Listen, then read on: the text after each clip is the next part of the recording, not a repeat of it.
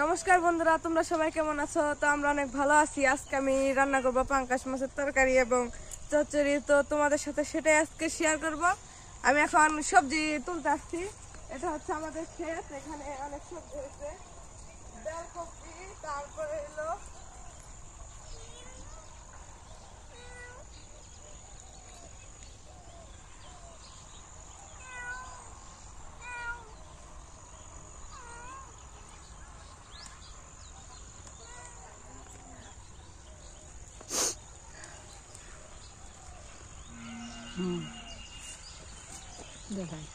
দুইটা বেলকপি আমি তুলছি। তো বন্ধুরা দেখো, আজকে আমি এগুলা রান্না করব।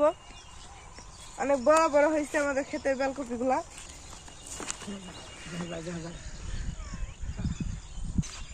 তো দেখো বন্ধুরা, এটা হচ্ছে আমাদের মরিচ ক্ষেত। এখানে কয়েকটা মরিচ ধরছে।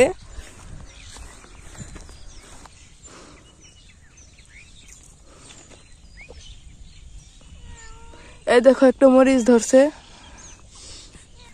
এখানে সবাই মিলে গোবর ঘাটে, এগুলো হচ্ছে ঘষি। তো দাদু, আপনি এখানে কি কি করতেছেন?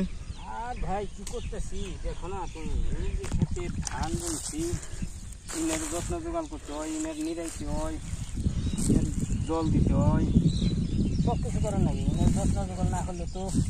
দেখো বন্ধুরা, এটা হচ্ছে দাদুর ক্ষেত। এখানে দাদু কাজ করছে। এখন ময়লা পরিষ্কার করে আনছি। হাঁস এখান দিয়ে আমাদের ক্ষেত আছে। দাদু এখন কাজ করছে এখানে। এটা এখানে শস্য বুনছে। বেশি শস্য হয় না, অল্পই।